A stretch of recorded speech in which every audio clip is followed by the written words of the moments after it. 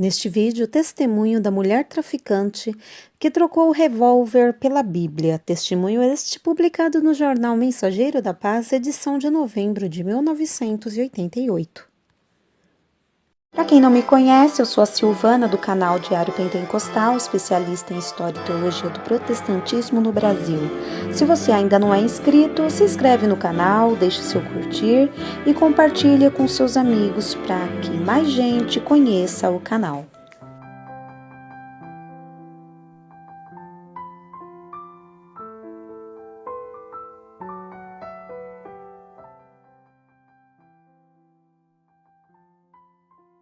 Rosânia Alves da Silva, começo da queda, encontrei uma falsa amiga, vivendo da prostituição, sentença de morte lavrada, libertação completa, nova vida com Cristo.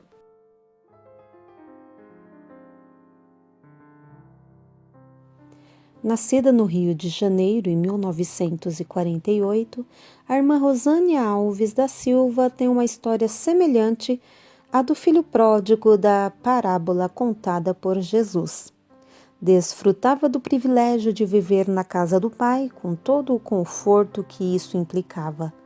No entanto, pediu as contas e saiu para abraçar o mundo desconhecido, retornando tempo mais tarde, arrependida ao convívio do lar paternal. Os pais de Rosânia, jovem Abraão Alves e Aurelina Moreira Alves, são membros da Assembleia de Deus em Madureira e, com dificuldade, conseguiram criar os 18 filhos no Evangelho, levando-os assiduamente às reuniões da igreja. Estavam cientes da necessidade de instruí-los na senda da justiça e da verdade e cumprirem de tal maneira esta responsabilidade que mais tarde a semente plantada no coração de Rosânia brotou e cresceu, vindo a produzir muitos frutos.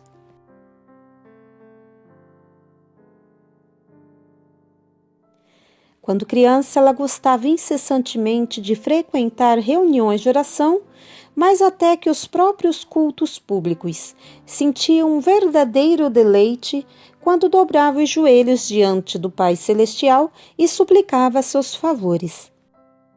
Nesses momentos de comunhão, recebia poder divino para realizar o serviço cristão.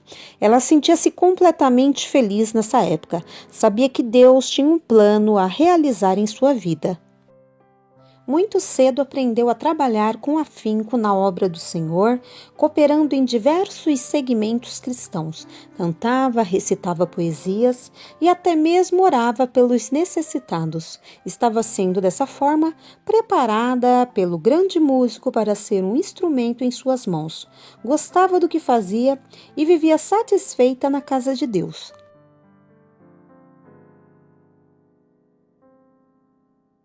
O começo da queda. Durante sua adolescência, recebeu o batismo no Espírito Santo e, convicta da salvação, resolveu passar pelas águas batismais, testemunhando publicamente a sua decisão de renunciar ao mundo e viver para Deus. Tinha então 11 anos quando foi batizada pelo pastor Pimentel de Carvalho da Assembleia de Deus da Penha. Continuou servindo ao Senhor, orando e cantando.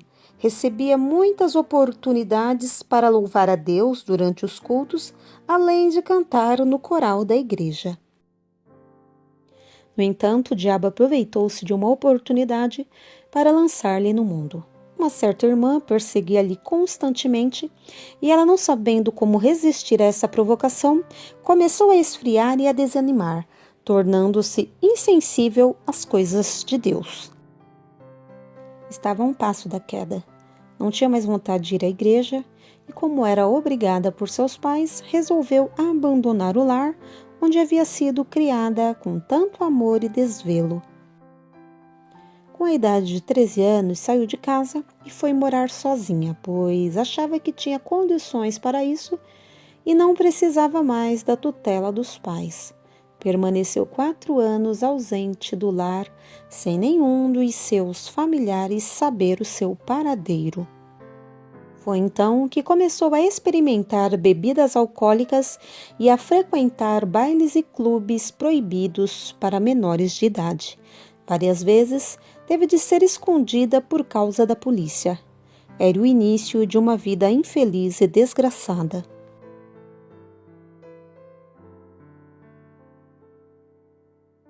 Satanás levou-a a se encontrar com uma amiga viciada em tóxicos. Essa falsa amiga apresentou-lhe a maconha, dizendo-lhe que o mundo, a partir de então, ficaria mais colorido e alegre. No começo parecia uma maravilhosa experiência, mas depois veio a conhecer a verdadeira face das drogas. O colorido começou a enegrecer-se e logo as trevas estavam absolutas em sua vida. Como um abismo chama outro abismo, passou a traficar as drogas para sustentar o vício. Vendia os tóxicos a muitos filhos da alta sociedade e entre os consumidores estavam muitos desviados do Evangelho. Nessa vida foi presa algumas vezes, mas sempre conseguia escapar sem maiores consequências. O próximo passo foi começar a furtar, a princípio por prazer e depois para sustentar seu modo de viver. Andava, por essa época, com 2 revólveres. Numa ocasião, estava com uma companheira no cemitério e resolveram roubar os transeuntes. O lugar fervilhava de pessoas porque era o dia 2 de novembro. Conseguiram furtar alguns objetos alheios e foram-se ambas pensando que estava tudo bem. No meio da algazarra provocada pelas reclamações das vítimas, a polícia imediatamente correu para prender os ladrões. Apanharam sua colega de furto, que foi obrigada a revelar onde estava o produto do roubo. Foram à sua casa e lá encontraram os objetos, consignando-se dessa maneira a sua coautoria no crime.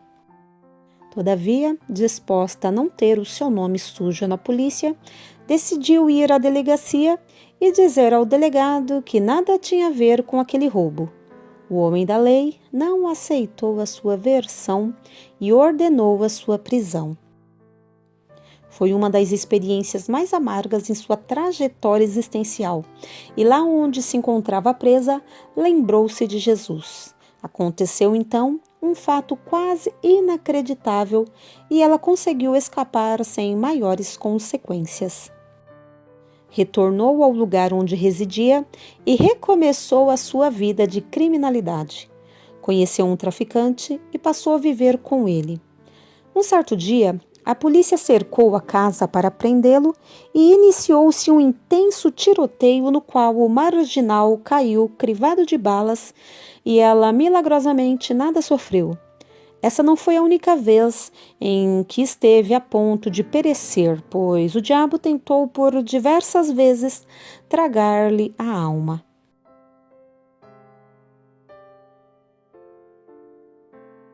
Vivendo na prostituição.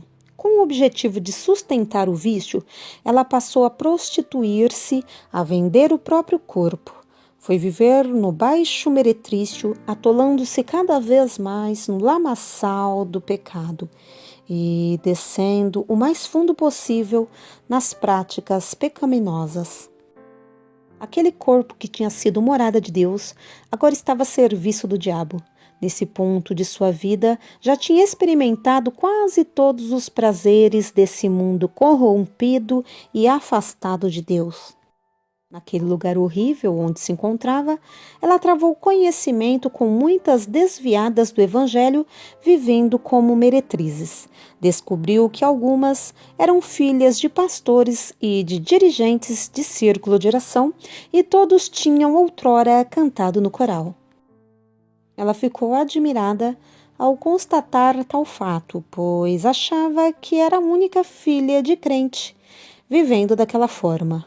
Não pensava na ocasião que o diabo direciona os seus ataques mais renhidos contra os discípulos de Jesus Cristo, os únicos capazes de prejudicá-lo em seu trabalho de destruição. Um fato interessante aconteceu nessa época. Certo dia, estando o movimento do meretrício fraco, todas as desviadas reuniram-se numa praça e começaram a cantar hinos cristãos. A cena era comovente e patética. Mulheres completamente afastadas de Deus, cantando-lhe louvores. Com toda certeza, o Espírito Santo estava constrangindo-as a abandonarem os prazeres mundanos e voltarem-se para Cristo.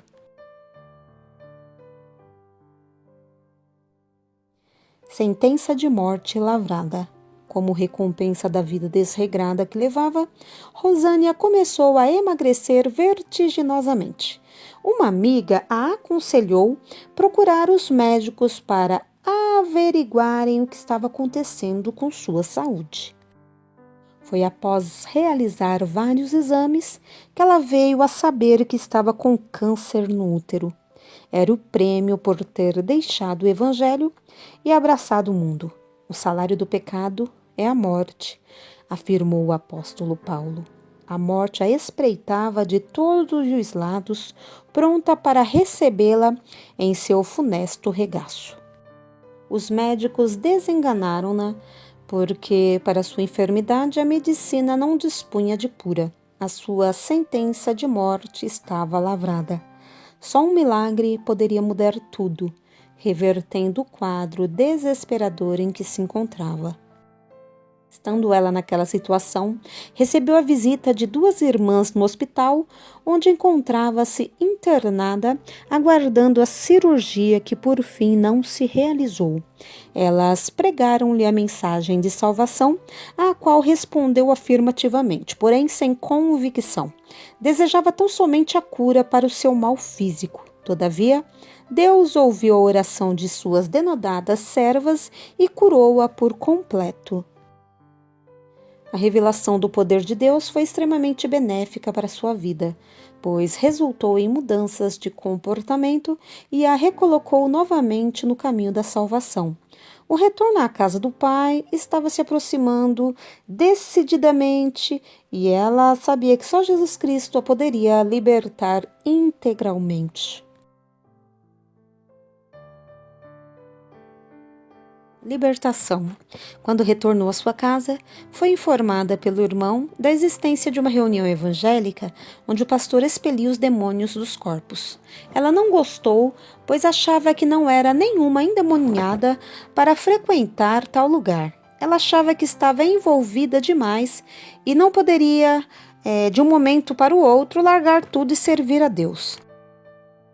O incentivo que faltava para visitar aquela igreja veio através do testemunho da irmã Helena Brandão. Ela pensou consigo mesma: se a Darlene Glória, como era conhecida no mundo artístico, pode ser crente, eu também posso. Resolveu então ir à reunião de oração.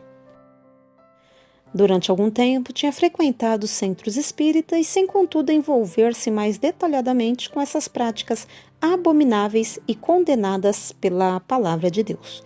Não permitiu que lhe fizessem a cabeça, pois sabia do erro que cometeria. Acontece que os demônios já a dominavam por completo e ela não sabia. Quando chegou ao templo, começou a sentir uma coisa estranha percorrendo seu corpo. Os crentes oraram por ela e os demônios se manifestaram.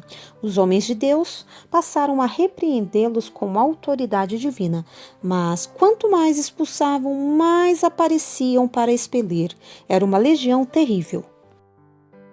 Depois de uma manhã inteira em que as trevas pelejaram contra a luz, o diabo contra Deus, ela ficou completamente liberta pelo poder de Cristo. Era como se um enorme peso saísse de suas costas, aliviando-a para sempre. O peso da condenação a sufocava, mas a partir daquele dia Jesus a salvou, quebrando todas as correntes satânicas que a prendiam num cativeiro quase inexpugnável.